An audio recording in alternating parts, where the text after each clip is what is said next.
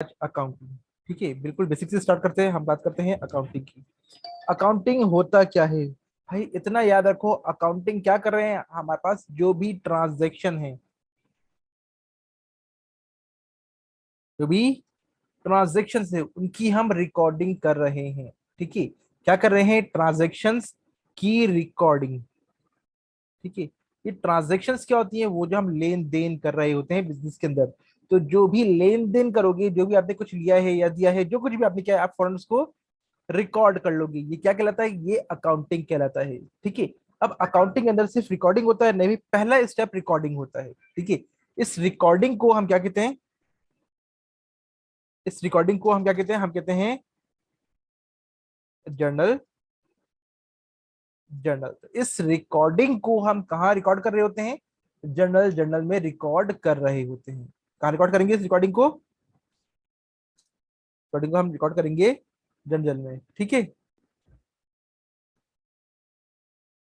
अच्छा भाई, तो हमें क्या करना है? हमारे पास अकाउंटिंग है। अकाउंटिंग क्या होती है? हमारे पास ट्रांजेक्शन्स की रिकॉर्डिंग से स्टार्ट होती है, पहला स्टेप ये है। और रिकॉर्डिंग कहाँ करेंगे फिर हम रिकॉर्डिंग कर रहे होते हैं जनरल। जर्नल में, जो कि पहला स्टेप है। ठीक है, तमाम ट्रांजेक्शन का रिकॉर्ड होंगी जनरल। जर्नल में रिकॉर्ड होंगी। ठीक है भाई, रिकॉर्डिंग के लिए हमें पता तो होना चाहिए कि भाई हमारे पास कुछ बेसिक आइटम्स है क्या है। तो जो हमारे पास बेसिक आइटम्स हैं, जिसको हम कहते हैं अकाउंटिंग हेड्स, क्या कहते हैं हम इनको? Accounting heads. वो पांच हैं। सबसे पहले आता है हमारे पास एसेट्स। दूसरा हमारे पास है लायबिलिटीज। तीसरा हमारे पास है कैपिटल। फिर है रेवेन्यू। और फिर है एक्सपेंस।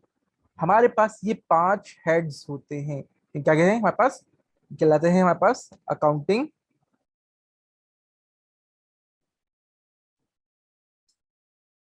हेड्स, जिसके ऊपर पूरी की पूरी अकाउंटिंग बेस करती है। ठीक है, इसको अकाउंटिंग हेड्स कहेंगे। ठीक है, या इनको अकाउंट्स भी कहते हैं। ठीक है, बट जो मेन अकाउंट्स है हमारे पास, asset, liability, revenue, capital, expenses. ठीक है, ये पांच होते हैं। अब एसेट्स क्या होते हैं?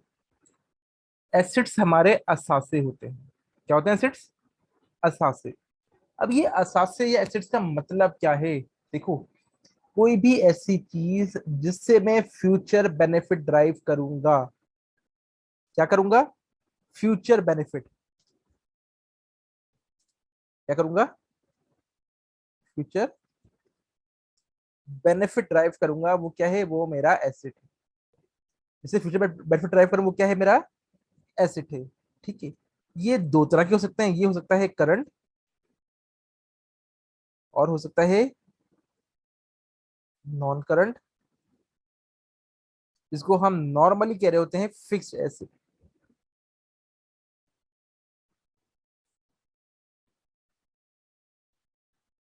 इसको नॉर्मली क्या कहते हैं?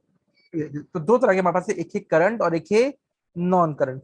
ठीक है, अब करंट किसको कहेंगे? करंट वो तमाम आइटम्स जो एक साल के अंदर अंदर चेंज हो जाएं, खत्म हो जाएं, कुछ भी हो जाए, बट वो उस फॉर्म में ना रहे, एक साल के अंदर चेंज हो जाए, वो सब क्या है? वो सब करंट है। मसलन कैश, कैश एट बैंक, जिसको हम समटाइम्स डायरेक्टली बैंक भी कह देते हैं, बात एक ही है।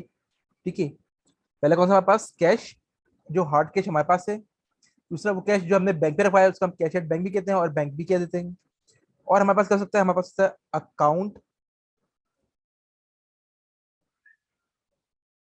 रिसीवेबल। अकाउंट रिसीवेबल क्या होता है भाई? मैंने कोई भी उधार सेल की है, जब मैंने उधार पे बेचा है तो मुझे क्या करना होगा? मुझे पैसे लेने होंगे। क्या करना होगा? पैसे वापस लेने होंगे। तो ये क्या है? Account receivable. इसमें हमारे पास क्या होगा? हमारे पास तमाम तरह के रिसीवेबल्स हो सकते हैं। और हमारे पास क्या हो सकता है? हमारे पास होगा ऑफिस सप्लाईज। जैसे कि ऑफिस सप्लाईज क्या होती है? ये हमारी स्टेशनरी होती है। ऑफिस में जो भी हम काम करेंगे उसके लिए हमें स्टेशनरी चाहिए। ये ऑफिस सप्लाईज हैं। हमारे पास पेन, पेंसिल, पेपर, ये तमाम चीजें हमारे पास स्टेशनरी है, और ये नॉर्मली एक साल के अंदर अंदर खत्म हो जाती हैं। ठीक है, ये सारे के हमारे पास करंट एसेट्स हैं। और क्या हो सकता है हमारे पास? Merchandise, inventory. ठीक है, जिसको समटाइम हम खाली मर्चेंडाइज कहते हैं, समटाइम हम इसको इन्वेंट्री कहते हैं। ये मर्चेंडाइज इन्वेंट्री ये क्या होती है, जिसका हम बिजनेस करेंगे। कैश क्या है, वो कैश जो हमारे पास है, कैश एट बैंक, सर वो कैश इन, वो कैश जो हमने बैंक में डिपॉजिट करवाया हुआ है। अकाउंट रिसीवेबल क्या है, वो जो हमने उधार पे सेल की थी, हमें रिसीव करना बाकी है। ऑफिस सप्लाईज वो छोटी मोटी जो स्टेशनरी जो ऑफिस यूज में करेंगे। और मर्चेंडाइज इन्वेंट्री कौन सी है, ये वो इन्वेंट्री है जो मैंने इसका बिजनेस कर रहा हूँ। जी बोलिए। सर ये मर्चेंडाइज इन्वेंट्री क्या होगी? देखो जिसका भी मैं बिजनेस कर रहा हूँ वो मेरे लिए इन्वेंट्री है। लेट सपोज अगर मैं फर्नीचर का बिजनेस कर रहा हूँ, तो जो भी मेरे जी, पास फर्नीचर होगा वो सब क्या होगा, उसको बेच के मर्चेंडाइज। उसी को तो बेचूंगा ना मैं। तो जी जिसको, जी। जिसका बेसिकली मेरा कोर बिजनेस है, जिसको बेचूंगा, बेच के ही मेरा बिजनेस रन होगा, वो क्या कहलाएगी, मर्चेंडाइज इन्वेंट्री कहलाएगी, कि मेरे पास कितनी इन्वेंट्री मौजूद है। क्लियर है। सही। जी जी। लोग क्या करते हैं, लोग कंफ्यूज होते हैं ऑफिस सप्लाईज में और मर्चेंडाइज इन्वेंट्री में। ओ भाई याद रखो, ऑफिस सप्लाईज क्या है, स्टेशनरी है। सप्लाईज क्या है, स्टेशनरी है, तो वो उसको ऑफिस सप्लाईज कहेंगे। और अगर जिसका मेरा बिजनेस है, वो क्या मेरे पास, वो है मर्चेंडाइज इन्वेंट्री। क्लियर है, क्लियर है। जी सर, clear। जी अच्छा, जी। ये सारे कौन है, ये वो सारे हैं जो एक साल के अंदर अंदर खत्म हो जाएंगे। ठीक है। अच्छा भाई, और हमारे पास क्या है, और हमारे पास आ सकता है, लेट्स से कि प्रीपेड। ठीक है, प्रीपेड। ये प्रीपेड क्या होता है, ये कोई भी ऐसी चीज जो मैंने एडवांस में पेमेंट की हुई है। लेट्स सपोज आपने क्या किया, आप गए, आपने कहा कि कार्ड लोड करवा लिया। ठीक है ना, इजी लोड करवा लिया आपने कार्ड। ठीक, मोबाइल का कार्ड जो होता है। अब ये मोबाइल का कार्ड क्या है, क्या आपने यूज कर लिए, बेनिफिट ड्राइव कर लिए। बेनिफिट फ्यूचर में ड्राइव करोगे। पैसे कब दिए आपने, अभी दे दिए। पेमेंट कब किए, अभी किए। बट बेनिफिट कब ड्राइव होंगे, आप फ्यूचर में ड्राइव करोगे। तो कोई सी भी ऐसी चीज जिसका बेनिफिट आपको फ्यूचर में ड्राइव होगा और पेमेंट आपने पहले कर दी, वो सब क्या कहलाएगा, वो कहलाएगा प्रीपेड। ठीक है, आपने कार्ड लिया, पेमेंट अभी की, आप जो कार्ड यूज कब करोगे, फ्यूचर में करोगे, तो क्या कहलाएगा, प्रीपेड है। या आप गए आप हाँ, आपने क्या किया, अपने घर पे ट्यूटर लगाया, आपने कहा अकाउंटिंग समझ में नहीं आ रही। ठीक है, ट्यूटर ने कहा ठीक है भाई मैं पढ़ा दूंगा, मगर मैं क्या करूंगा, फीस एडवांस में होगी। आपने उसको फीस दे दी, कब दिए, एडवांस में दे दी है। पेमेंट हो गई, बेनिफिट कब ड्राइव करोगे, अब पूरे महीने बेनिफिट ड्राइव करते रहोगे। पेमेंट पहले, बेनिफिट्स बाद में ड्राइव हो रहे हैं, ये क्या कहलाएगा, प्रीपेड कहलाएगा। क्लियर है, क्लियर है ये। ठीक है, तो ये सर क्या कहलाता है हमारे पास, ये कहलाते हैं करंट एसेट्स। और इनकी लाइफ जो होती है वो कैसी होती है, लेस देन 1 ईयर होती है। ठीक है, एक साल के अंदर ये खत्म हो जाते हैं, छिन जाते हैं, कुछ भी रहता है। बट ये एक साल ज्यादा ये सर्वाइव नहीं करते। दूसरा हमारे पास क्या होता है, हमारे पास होता है नॉन करंट एसेट्स। ये कौन से होते हैं, ये वो एसेट्स होते हैं जिनकी लाइफ क्या होती है, मोर देन 1 ईयर होती है। ये एक साल से ज्यादा चलने वाले एसेट्स होते हैं। ठीक है, मसलन हमारे पास आ गई बिल्डिंग, हमारे पास आ गया लैंड, हमारे पास आ गया फर्नीचर। अब एक कंफ्यूजन है, अभी हमने मर्चेंडाइज इन्वेंट्री में भी फर्नीचर की एग्जांपल दी थी, तो भाई उसको हम फर्नीचर कहेंगे या मर्चेंडाइज इन्वेंट्री कहेंगे। तो देखो, अगर मेरा बिजनेस फर्नीचर का है, तो वो तमाम फर्नीचर जो मैंने बेचने के लिए रखा है वो सब मर्चेंडाइज इन्वेंट्री कहलाएगा। ठीक है, और वो ऐसे तमाम फर्नीचर जो मैंने ऑफिस यूज के लिए रखा हुआ है वो फर्नीचर है। ठीक है, ये समझ लो कि जो आपके ऑफिस के इस्तेमाल के लिए है वो फर्नीचर है, और जो सेलिंग पर्पस के लिए है वो मर्चेंडाइज है। लेट सपोज आपका जो बिजनेस है वो है सेल फोन का। आप क्या करते हो, आप मोबाइल खरीदते और बेचते हो। ठीक है? तो जितने भी मोबाइल फोन होंगे वो क्या होंगे, आपकी मर्चेंडाइज होगी। बट जो आपके पास जितनी भी कुर्सियां टेबल वगैरह है, वो सब क्या होगा, आपका फर्नीचर होगा। ठीक है, तो हमारे पास फर्नीचर क्या है, लॉन्ग टर्म एसेट्स है। ठीक है, देखो आसान से एग्जाम्पल है, वो ये है कि भाई हर वो एसेट्स वर्ड जो आइटम जिसकी लाइफ 1 साल से ज्यादा हो, वो क्या कहलाएगा, वो फिक्स एसेट कहलाएगा हमारे पास। लेट सपोज हमारे पास क्या है, हमारे पास एसी, एक्सेल में खत्म रहता है, खराब हो जाता है? नहीं, उसकी लाइफ एक साल से ज्यादा होती है, तो वो भी क्या कहलाएगा, फिक्स एसेट कहलाएगा। हमारे पास गाड़ी है, उसकी लाइफ भी एक साल ज्यादा होती है, वो भी फिक्स एसेट कहलाएगा। तो वो तमाम आइटम्स जिनकी लाइफ एक साल से ज्यादा हो वो क्या कहलाएंगे, वो फिक्स्ड एसेट कहलाएंगे। देखो हम हर चीज को यहाँ क्लासिफाई नहीं कर सकते, सिर्फ क्या हो इसकी बेसिक डेफिनेशन को अपने जहन में बिठा लो और उससे सेग्रीगेट करते जाओ। ठीक है, ये कुछ एग्जाम्पल्स मैंने लिख दिए, इनको याद कर लोगे तो तुम्हें क्या होगा, आसानी हो जाएगी आइडेंटिफाई करने के अंदर। क्लियर है यहाँ तक? अरे भाई, नेक्स्ट हमारे पास आता है लाइबिलिटीज। अब लाइबिलिटीज भी एज इट इज क्या होती है, दो तरह की होती है, एक लाती है करंट और एक लाती है नॉन करंट। ठीक है, करंट लाइबिलिटी और non current liability. Current liability कौन सी होती है, सेम बिल्कुल ऐसी ही है, करंट लाइबिलिटी जिसकी लाइफ क्या होगी, लेस देन 1 ईयर होगी।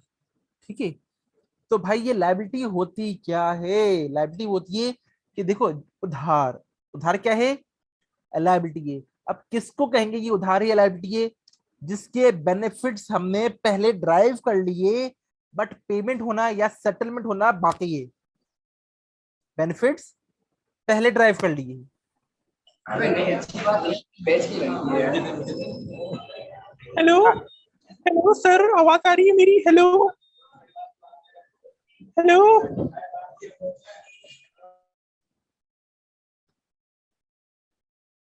बेटा अगर नहीं पढ़ना तो काइंडली ज्वाइन ना करें, बाकी को भी डिस्टर्ब ना करें। ठीक है भाई, तो हमारे पास क्या हो गया, जिसकी लाइफ लेस देन 1 ईयर होगी वो क्या हो रहेगा हमारे पास, वो कहलाएगा हमारे पास करंट एसेट। और इसकी लाइफ मोर देन 1 ईयर होगा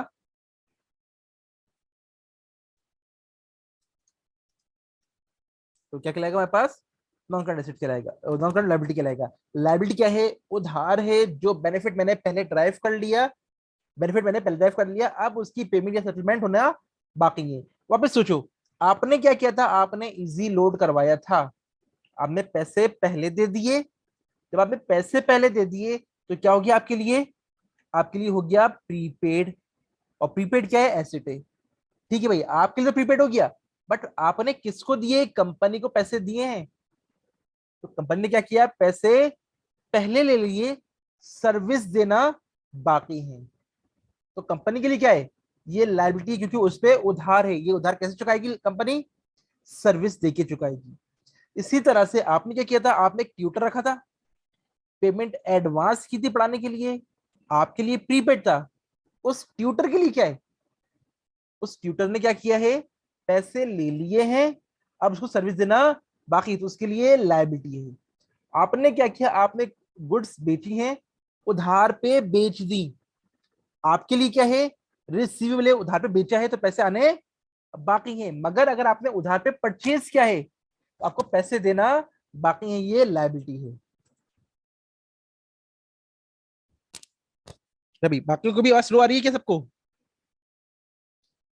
बाकी को आवाज सही आ रही है या सबको स्लो आ रही है? नहीं सर, सही है, सही है सर आप सही आ रही है, सर बिल्कुल सही आ रही है। ओके ओके, इसका मतलब है कि मतलब ये आपकी तरफ से प्रॉब्लम होगी है, मतलब ये भी आपकी तरफ से प्रॉब्लम है। खैर, ठीक है भाई, तो ये क्या हमारे पास ये है current assets, current current assets, non current assets या फिक्स एसेट्स। ये क्या है, फ्यूचर में बेनिफिट ड्राइव करना है।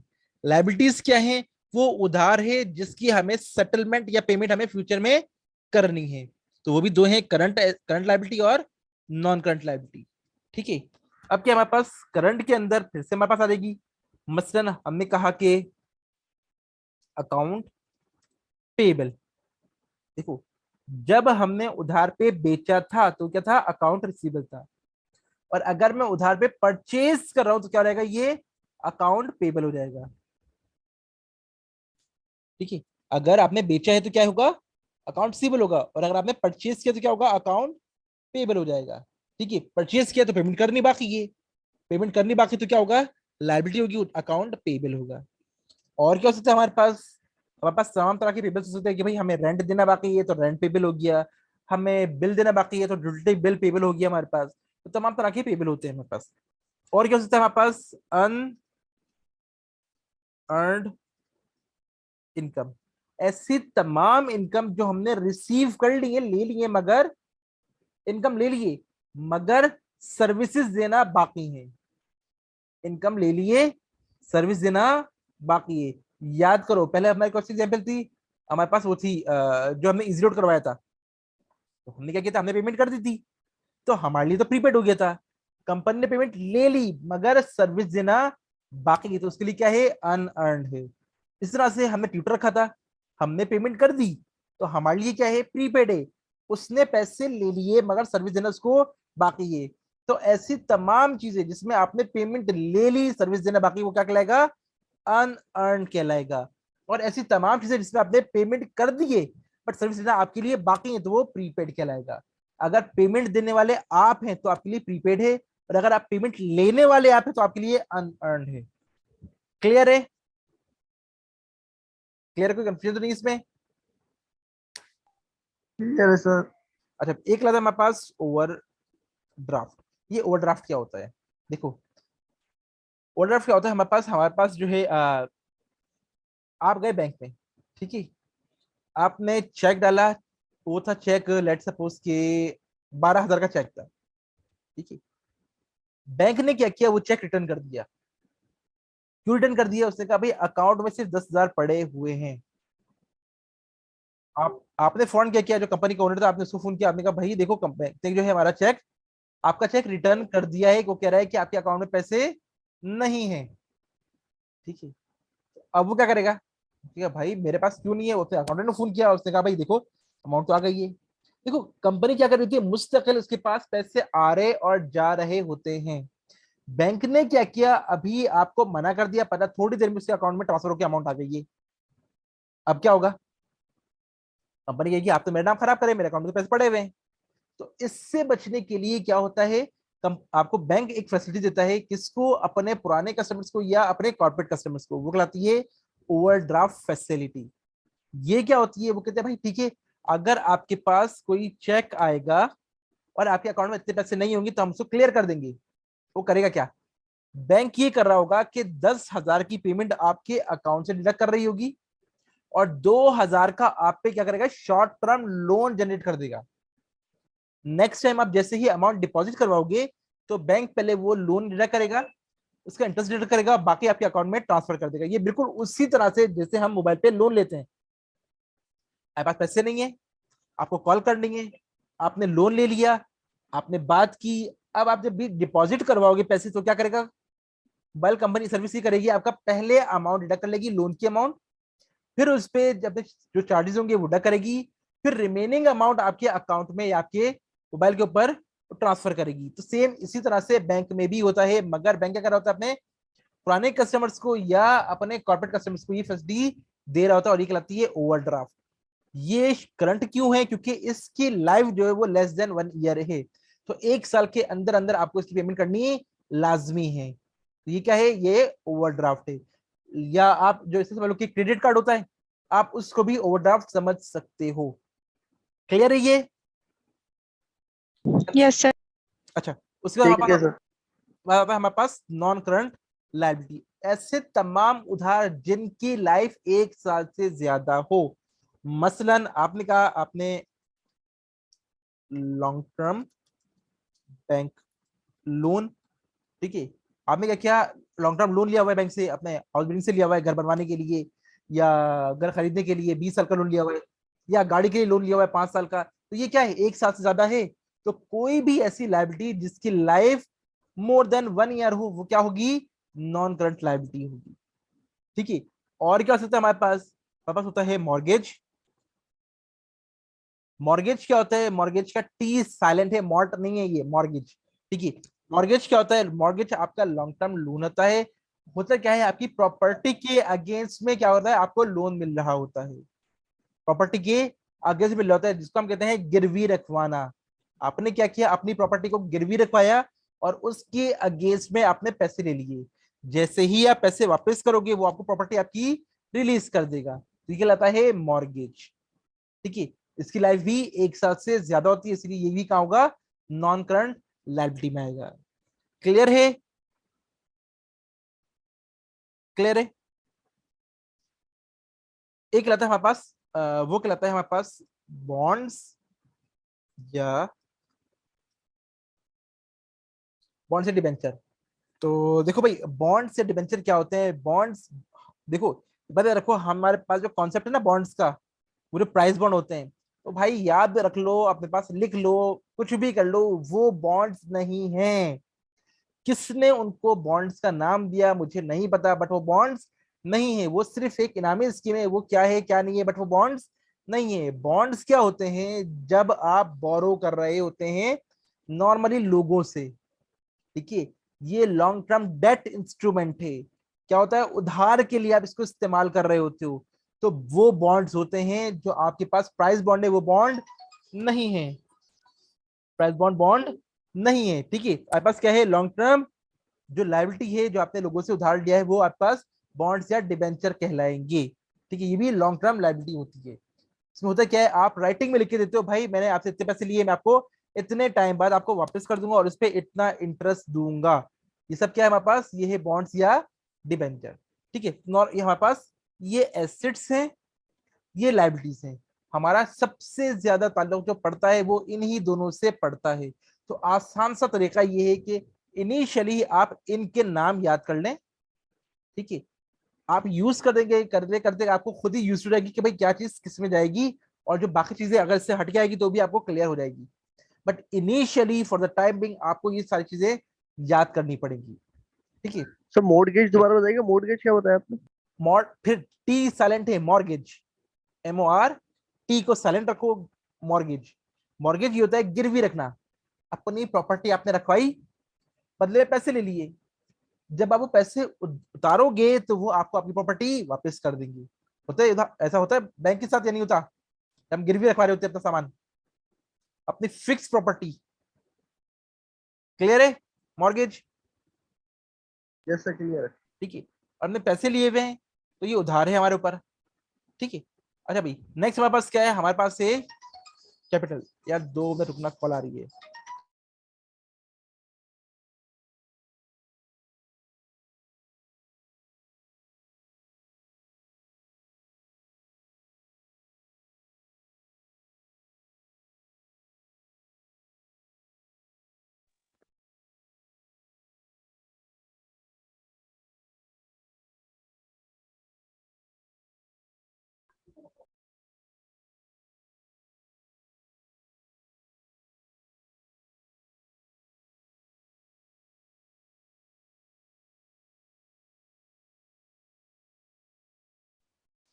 अच्छा भाई, ठीक है, यहाँ पे क्लियर हो गया। अब हम आते हैं कैपिटल के ऊपर। कैपिटल क्या होता है? कैपिटल हमारी एक्चुअली इन्वेस्टमेंट होती है। कैपिटल क्या होता है?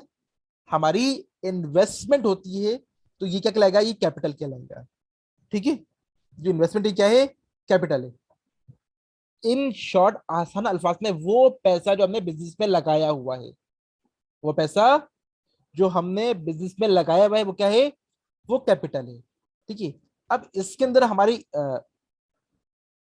कैपिटल हो सकता है जो हमने लगाया हुआ है।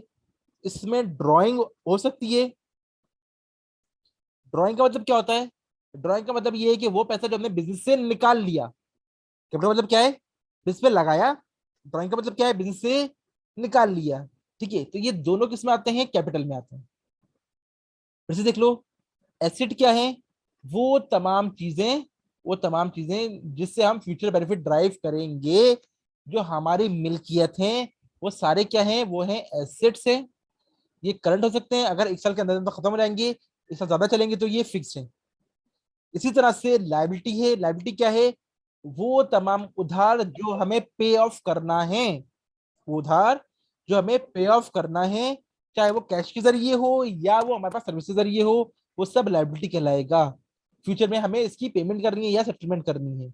ये भी करंट हो सकता है और ये भी नॉन करंट हो सकता है। अगर 1 साल से कम है तो ये करंट है, और अगर 1 साल ज्यादा है तो ये हमारे पास क्या है? नॉन करंट है। फिर हमारे पास क्या है? वो जो इन्वेस्टमेंट हमने की हुई है बिजनेस में, वो क्या है? वो है कैपिटल। ठीक है, कैपिटल क्या है? हमारी इन्वेस्टमेंट है, और अगर हम इस इन्वेस्टमेंट विड्रॉ कर रहे हैं, निकाल रहे हैं बिजनेस से, तो वो ड्रॉइंग कहलाएगी। ठीक है भाई, अच्छा। नेक्स्ट आते हैं हमारे पास रेवेन्यू। रेवेन्यू क्या होता है भाई? वो तमाम जो हम अर्निंग कर रहे होते हैं बिजनेस से। देखो, हमने एसिड्स खरीदे, क्या करेंगे इससे? हम फ्यूचर बेनिफिट ड्राइव करेंगे। किस तरह? हमारे पास एक प्रोडक्ट है, हम उसको बेच के रेवेन्यू जनरेट करेंगे। लेट्स सपोज हमारे पास मर्चेंडाइज थी, हमारे पास सामान था, इस सामान का क्या करोगे? इसको बेचोगे। ये सामान क्या है? ये एसेट है। इसको बेचोगे तो क्या होगा? रेवेन्यू आएगा हमारे पास, इनकम जनरेट होगी। तो रेवेन्यू इन शॉर्ट इनकम है हमारी जो जनरेट हो रही होगी। रेवेन्यू क्या है? इनकम है जो जनरेट होगी। ठीक है, मसलन हम कहते हैं सेल्स। ठीक है, सेल किया हमने, सेल से हमें क्या जनरेट हुई? इनकम जनरेट हुई। ठीक है, तो ये हमारे पास रेवेन्यू है। जैसे हमारे पास होता है सेल्स रिटर्न या सेल्स डिस्काउंट। देखो इसका मतलब क्या है? हमने क्या किया है? हमने सेल की, अगर सेल वापस आ गई तो ये क्या है? सेल रिटर्न है। अगर डिस्काउंट दे दिया हमने तो सेल कम हो गई, ये सेल डिस्काउंट है। तो ये दोनों क्या कर रहे होते हैं? सेल्स को कम कर रहे होते हैं। ठीक है, और क्या हो सकती है हमारे पास? कोई भी अदर इनकम हो सकती है। मसलन मैंने क्या किया, मैंने अपना हमारे ऑफिस बिल्डिंग थी, हमने उसके 2 पोर्शन जो है हमने रेंट पे उठा दिए। इनकम तो जनरेट हो रही है। ये क्या मेरे पास? रेंटल इनकम है।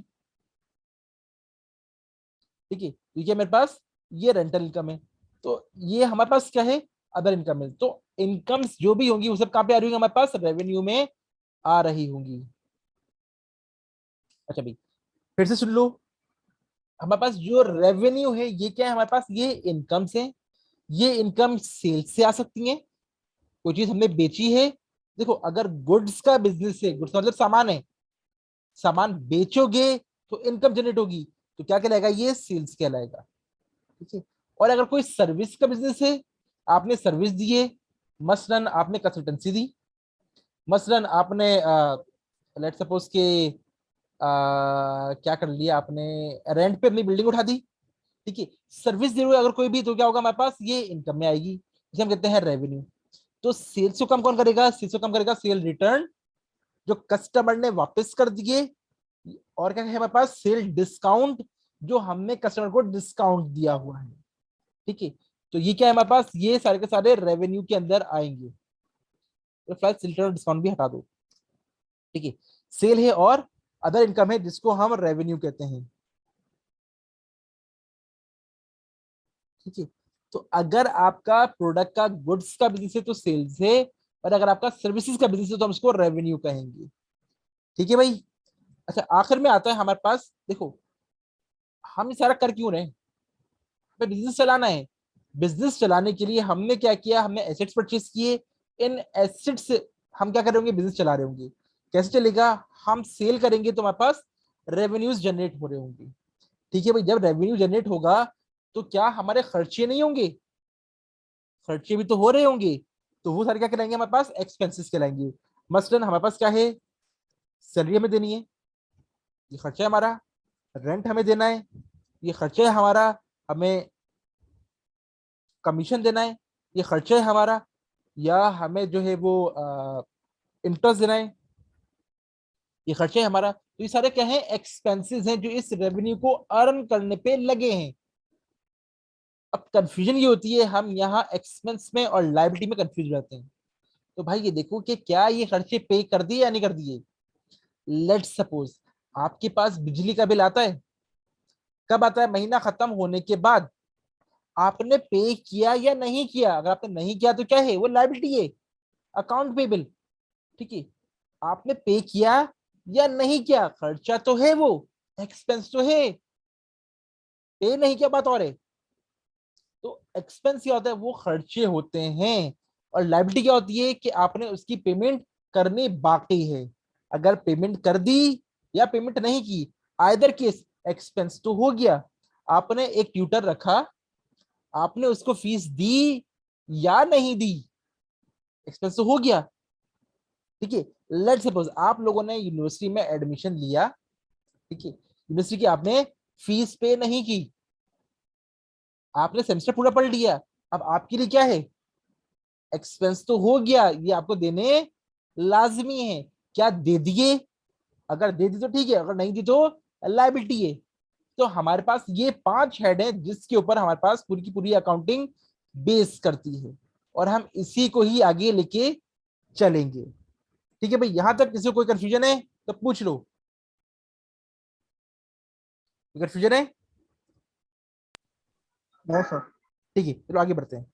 अब हमारे पास क्या होता है, हमारे पास ये सारी की सारी ट्रांजेक्शन हमें रिकॉर्ड करनी होती है। कहाँ रिकॉर्ड करनी होती है? हमने इसको कहा था जर्नल, जर्नल में रिकॉर्ड करनी होती है हमें। जर्नल, जर्नल में हमें रिकॉर्ड करनी होती है। ठीक है भाई, तो रिकॉर्ड करने के लिए हमारे पास रिकॉर्डिंग का कोई ना कोई तरीका तो होना चाहिए। तो हम उसको कहते हैं, हम कहते हैं भाई ठीक है, कहलाता है। Excuse me sir. बोले। सर ये जनरल जनरल तो मिड टर्म में आ गया था ना, ये दोबारा आएगा क्या? देखो अभी जो मिड टर्म में आएगा वो आएगा जनरल, जनरल, जनरल लेजर और ट्रायल बैलेंस। इन तीनों से एक सवाल आएगा और इनकम स्टेटमेंट से दूसरा सवाल आएगा। तो दो सवाल आ रहे हैं।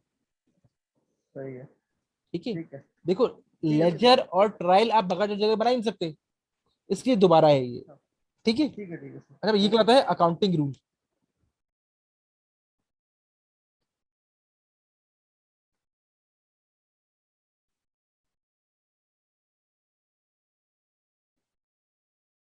ठीक है, ये क्या होता है हमारे पास? Head, increase, decrease. ठीक है, हमारे पास अकाउंटिंग हेड कौन से थे? Asset, liability, capital, revenue, expense. ठीक है भाई, तो ये पांच हमारे पास क्या होते हैं? अकाउंटिंग हेड कहलाते हैं। अब होता क्या है, अगर हम कहते हैं कि एसेट इंक्रीज, अगर एसेट बढ़ेगा तो क्या होगा? तो वो होगा डेबिट होगा। एसेट बढ़ेगा तो क्या होगा? ये डेबिट होगा। और अगर एसेट कम हो रहा होगा तो क्रेडिट होगा। तो भाई ये डेबिट और क्रेडिट क्या है? ये कुछ नहीं है, लिखने का तरीका है। सबसे पहले आपको आइडेंटिफाई करना होगा ट्रांजेक्शन में कि ये इंक्रीज हो रहा है या डिक्रीज हो रहा है। अच्छा, फिर नेक्स्ट करोगे ये अकाउंटिंग हेड कौन सा है, तो फिर आप उसको रिकॉर्ड कर सकते हो। तो ये क्या है हमारे पास? डेबिट और क्रेडिट कुछ नहीं है, लिखने का तरीका है। ठीक है, इसी तरह से लायबिलिटी क्या हो रही है? लायबिलिटी अगर इंक्रीज होगी तो क्रेडिट होगी, और अगर डिक्रीज होगी तो डेबिट होगी। इसी तरह से हमारे पास क्या है? हमारे पास कैपिटल है। कैपिटल इंक्रीज होगा तो क्रेडिट होगा, डिक्रीज होगा तो डेबिट होगा। रेवेन्यू सेम है, सही है। इंक्रीज होगा तो क्रेडिट और डिक्रीज होगा तो डेबिट। और एक्सपेंस हमारे पास इंक्रीज होगा तो डेबिट और डिक्रीज होगा तो क्रेडिट। ये हमारे पास क्या है? अकाउंटिंग रूल है, और हम इसी को फॉलो कर रहे होते हैं। जितना भी आगे जाके आप रिपोर्ट करोगे वो इसी के अकॉर्डिंगली जाके जनरल आप रिकॉर्ड करोगे। ठीक है, तो इसी के अकॉर्डिंगली आप क्या करोगे? इसको रिकॉर्ड करोगे। तो asset increase debit, asset decrease credit. ठीक है, liability increase credit, capital increase credit, revenue increase credit. और अगर ये तीनों चीजें, अगर कोई भी चीज डिक्रीज हो रही है तो वो डेबिट होगा। ठीक है, तो इनके अकॉर्डिंगली ही आप क्या करोगे? रिकॉर्ड करोगे। ठीक है, इसी तरह से हमारे पास एक और चीज कहलाती है, वो कहलाती है अकाउंटिंग इक्वेशन। अकाउंटिंग इक्वेशन क्या होती है?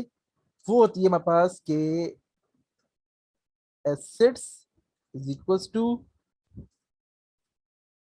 Liability plus capital. ठीक है, कैपिटल भी कहते हैं इसको, ओनर्स इक्विटी भी कहते हैं। ठीक है, तो ये दोनों इसके अलग अलग नाम है। तो assets is equals to liability plus capital. अब इसका मतलब समझो भाई, आप बिजनेस स्टार्ट कर रहे हो। बिजनेस स्टार्ट के लिए आपको क्या चाहिए? आपको चीजें चाहिए जिसके जरिए आप क्या करोगे? अपना बिजनेस रन करोगे। मसलन आपको क्या चाहिए? आपको इन्वेंट्री चाहिए बेचने के लिए, बेचोगे तो बिजनेस चलाओगे। वो क्या है? वो है एसेट। ये एसेट आएगा कहां से? दो तरीके हैं, या तो आपका अपना पैसा लगा होगा या उधार का पैसा लगा होगा। कोई और तीसरा तरीका है? अब कोई तीसरा तरीका है इसके अलावा? या तो आपका अपना पैसा होगा कैपिटल लगा हुआ है, या उधार का पैसा लगा हुआ है, और इससे क्या होगा आपके पास एसेट आ रहे होंगे। ठीक है, और उस एसेट से आप क्या करोगे, आप बिजनेस रन करोगे, और उस बिजनेस से क्या होगा आपके पास रेवेन्यू आ रहा होगा। रेवेन्यू क्या करेगा, आपका कैपिटल बढ़ा देगा, और क्या होगा उसको चलाने के लिए कुछ खर्चे भी हो रहेंगे जो कि एक्सपेंसेस है। क्लियर है? तो रेवेन्यूज और एक्सपेंसेस कहाँ रहेंगे, कैपिटल में जाके गिर रहे होंगे। बट हमारे पास अकाउंटिंग क्वेश्चन क्या है, assets equals to liability plus capital. तो एसेट्स हमारे पास या तो उधार से आ रहे होंगे या अपने पैसे से आ रहे होंगे। यहां तक कोई कंफ्यूजन है, कुछ सवाल है, कुछ पूछना है तो पूछ लो, फिर हम आगे कंटिन्यू करेंगे क्योंकि टाइम ऑलमोस्ट ओवर हो रहा है। हम दोबारा से फिर ये ग्रुप बनाएंगे। कुछ पूछना है? नहीं सर, क्लियर है। चलो फिर एक काम कर रहा हूँ, मैं दोबारा से बना रहा हूँ, आप लोग रिज्वाइन करें। ठीक है, सेम लिंक होगा।